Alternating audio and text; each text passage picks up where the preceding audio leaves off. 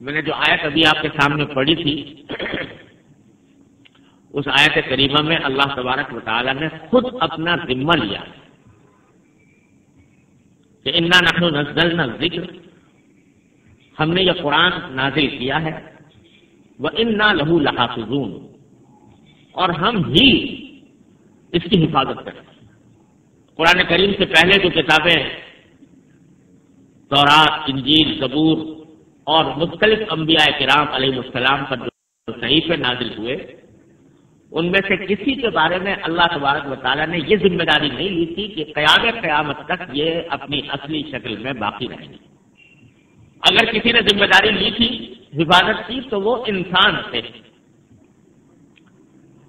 اور وہ انسان اس کتاب کی حفاظت نہ کر سکے، نہ تورات کی، نہ زبور کی، نہ انجیل کی۔ آج جو کتابیں تورات، انجیل اور زبور کے نام سے دنیا میں ملتی ہیں، جو بائبل کے اندر موجود ہیں، ان کے بارے میں اگر ان کے مذہب والوں سے پوچھا جائے کہ آپ کے پاس کیا دلیل ہے کہ یہ وہی تورات ہے جو موسیٰ علیہ السلام پر نازل ہوئی تھی، کیا دلیل ہے کہ یہ انجیل وہی ہے جو عیسیٰ علیہ السلام کو عطا فرمائی گئی تھی، تو ان کے پاس بغلیں ڈھانکنے کے سوا کوئی راستہ نہیں۔ یہ 4 انجیلیں جو آج متی، مرقس، یوحنا اور لوکا کے نام سے مشہور ہیں، اور جن کو عیسائی دنیا یہ کہتی ہے کہ یہ الہامی کتابیں ہیں، ان کا حال یہ ہے کہ حضرت عیسیٰ علیہ السلام کے آسمان پر اٹھنے کے بعد 3 صدیوں تک لوگوں نے مختلف کتابیں انجیل کے نام سے لکھ کر پھیلا دی تھی۔ اگر میں کہوں تو مبالغہ نہیں ہوگا کہ تقریباً 100 کتابیں انجیل کے نام سے دنیا میں پھیلی ہوئی تھی۔ ہر ایک کلر یہ انجیل ہے، ہر ایک کلر یہ انجیل ہے۔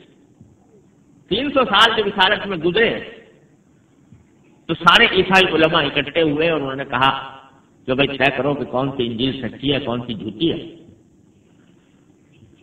نیس کا جو شہر آج فرانس میں ہے، پہلے اٹلی میں تھا، وہاں سارے عیسائی علماء جمع ہوئے اور سارے دن بحث مباحثہ ہوتا رہا، کسی نتیجے پر نہیں پہنچے۔ تو رات کے وقت میں ایک شخص نے یہ تجویز پیش کی، بھائی ہمارے بس میں تو ہے نہیں، پتہ نہیں چل رہا کون سی سچی ہے کون سی جھوٹی ہے، لہٰذا اللہ میاں سے پوچھیں گے کہ کون سی سچی ہے کون سی جھوٹی ہے۔ ایسا کرو کہ ساری انجیلیں وہ ایک میز کے اوپر رکھ دو، 100 کی 100 جتنی بھی تھی وہ میز پر رکھ دو، کمرہ بند کر دو، اور سب لوگ کمرے سے باہر سجدے میں گر جاؤ، اللہ تعالیٰ سے دعا کرو کہ یا اللہ ان میں سے جو سچی ہے وہ میز پر باقی رہ جائے، جو جھوٹی ہے وہ نیچے گرے۔ لوگوں نے کہا اچھا بھائی یہی طریقہ اختیار کرتے ہیں، چنانچہ ساری انجیلیں میز پر رکھ دی گئی اور کمرہ کو تالا لگا دیا گیا، اور باہر بیٹھ کے لوگ سجدے میں گر کے دعائیں کرتے رہے کہ یا اللہ جو سچی انجیل ہے وہ باقی رہ جائے، جو جھوٹی ہے وہ گر جائے۔ صبح کو جب اٹھے تو دیکھا کہ اس میز پر اور ساری انجیلیں نیچے گری ہوئی تھی، یہ 4 انجیلیں رکھی ہوئی تھی میز کے اوپر۔ بس کیا دیا، ہو گیا فیصلہ، یہ 4 انجیلیں سچی ہیں۔ وہ مورخ جو یہ واقعہ بیان کر رہا ہے وہ خود بھی عیسائی ہے، وہ واقعہ بیان کرتے ہوئے لکھتا ہے کہ لوگوں نے یہ تو دیکھ لیا کہ 4 انجیلیں میز کے اوپر رکھی ہوئی تھیں، یہ کسی نے سوچنے کی زحمت گوارا نہ کی کہ رات کے وقت میں اس کمرے کے تالے کی چابی کس کے پاس۔ تو اصل کارنامہ تو اس کا ہے جس کے پاس چابی تھی، تو اس کی بنیاد کے اوپر 4 انجیلوں کو کہہ دیا گیا اور پوری دنیا کو یہ دعوت دی گئی کہ ان کو آسمانی کتابیں قرار دیں۔ اس طرح یہ انجیل پھیلی ہوئی ہے ہمارے ساتھ۔ اللہ جل جلالہ نے اپنی آخری کتاب نازل فرمائی تو یہ فرمایا کہ ہم نے نازل کی ہے، ہم ہی اس کی حفاظت کریں گے۔ اور حفاظت کس طرح کرائی کہ یہ چھوٹے چھوٹے بچے، ان کے سینوں کو قرآن کا خزانہ بنا دیا، اور کسی وقت تاریخ میں بہت سی مثالیں ایسی آئی ہیں جبکہ دشمنان اسلام نے یہ سوچا کہ بھائی اس مسلمان قوم کی طاقت کا راز جو ہے وہ اس کتاب میں ہے، اللہ کی کتاب، اس کو دنیا سے مٹاؤ۔ کوشش کی کہ بھائی نسخے خرید کر چلا دیے جائیں، ضائع کر دیے جائیں۔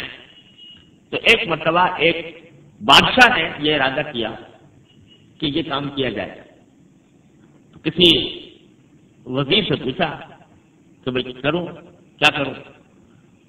اس نے کہا صاحب آپ کر تو لیں یہ کام، اور یہ نسخے جتنا قرآن کے ہیں فرض کرو دنیا سے آپ ختم بھی کر دیں، تو آپ کو میں ایک نظارہ دکھاؤں، اس کے بعد فیصلہ کیجیے گا۔ وہ نظارہ یہ دکھایا کہ اسی شہر میں ایک قرآن کا مکتب تھا یہ جیسا، جس میں قرآن کریم بچے پڑھتے تھے۔ جا کے دیکھا تو 10 بچے قرآن کریم پڑھ رہے ہیں۔ کسی بچے کو کھڑا کیا، پوچھا بھائی پڑھو فلاں جگہ سے قرآن شریف، اس نے پڑھنا شروع کر دیا۔ دوسرے کو اٹھایا، اس نے پڑھنا شروع کر دیا۔ تیسرے کو اٹھایا، اس نے پڑھنا شروع کر دیا۔ یہ نظارہ دکھا کر اس نے کہا کہ آپ قرآن کے نسخے ہو سکتا ہے کہ ختم کر دیں دنیا سے کسی طرح، اب تو وہ بھی آسان کام نہیں ہے، لیکن اگر وہ ختم بھی کر دیں کہ یہ قرآن جو ان کے سینوں میں محفوظ ہے اس کو کیسے ختم کریں گے؟ تو اللہ تعالیٰ نے اس طرح حفاظت فرمائی۔ تو میں عرض یہ کر رہا تھا کہ قرآن کی حفاظت کا ذمہ تو اللہ نے لیا ہے، وہ حفاظت کرے گا، کی ہے، کر رہا ہے، آئندہ بھی کرے گا، قیامت تک انشاءاللہ حفاظت اس کی ہوتی رہے گی۔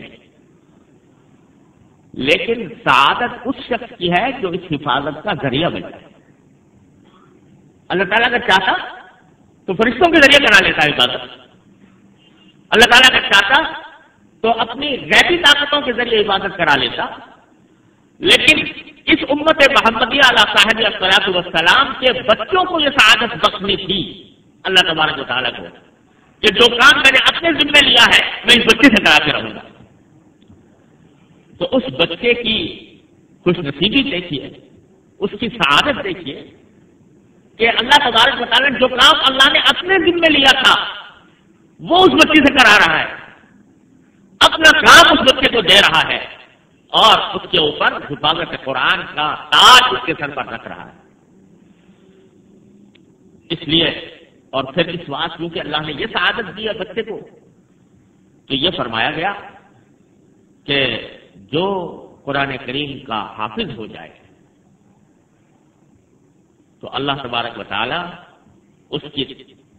اس کو یہ مرتبہ بھی عطا فرماتے ہیں کہ آخرت میں وہ اپنے خاندان کے 10 ایسے آدمیوں کے حق میں سفارش کرے گا اور اس کی سفارش قبول کی جائے گی جن پر جہنم واجب ہوگی۔ اللہ تبارک و تعالیٰ نے حافظ کا یہ مقام بخشا کہ حافظ کو یہ کہا کہ جنت کے درجات لامتناہی ہیں، کسی کے لیے کوئی درجہ، کسی کے لیے کوئی درجہ، کسی کے لیے کوئی درجہ، لیکن تیرے لیے درجہ یہ ہے کہ تو قرآن پڑھتا جا اور چڑھتا جا۔ تیری منزل وہ ہے کہ آخری آیت جو جس جگہ پڑھے گا، جس جگہ پہنچ کر پڑھے گا، وہ تیری منزل ہوگی۔ اللہ نے یہ مقام اس کو بخشا۔ اس کے والدین کے بارے میں فرمایا کہ ان کے سروں پر تاج اللہ تبارک و تعالیٰ رکھیں گے۔ کیوں رکھیں گے؟ اس لیے کہ والدین کا بھی اس میں بڑا کردار ہوتا ہے کسی بچے کو حفظ کرانے کے اندر، اس واسطے اللہ نے ان کو بھی یہ مقام بخشا۔ اور بھائی سب سے بڑا درجہ تو ان اساتذہ کا ہے جنہوں نے دن رات محنت کر کے، جنہوں نے اپنا خون پی کر اپنے بچوں کو، اپنے طالب علموں کو قرآن کریم حفظ کرایا۔ آسان کام نہیں ہے کسی بچے کو حفظ کرا دینا۔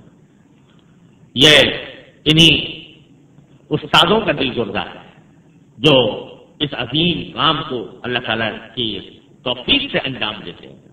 آپ ذرا تصور کیجئے کہ ایک کتاب ہے جس کا ایک لفظ بچہ نہیں سمجھتا، معنی نہیں سمجھ میں آ رہا اس سے، اور اتنی لمبی کتاب۔ آج آپ کسی بچے کو جو انگریزی نہ جانتا ہو، فرانسیسی نہ جانتا ہو، اس سے کہو کہ یہ فرانسیسی کی زبان کی یہ کتاب ہے کہ 4 صفحے ذرا یاد کریں، سناؤ 4 صفحے یاد کریں، دانتوں پسینہ آ جائے گا۔ لیکن اللہ نے اپنی کتاب کا یہ معجزہ رکھا ہے کہ نہ سمجھنے کے باوجود بچے اس طرح اس کو پڑھتے ہیں کہ اپنی مادری زبان اتنی اچھی نہیں بول سکتے جس طرح کے قرآن کریم پڑھ کے سناتے ہیں۔ یہ اساتذہ کرام کی محنت ان کی شفقت، ان کی محبت، ان کی توجہ اور اللہ کی توفیق کا نتیجہ اور قرآن کا موجود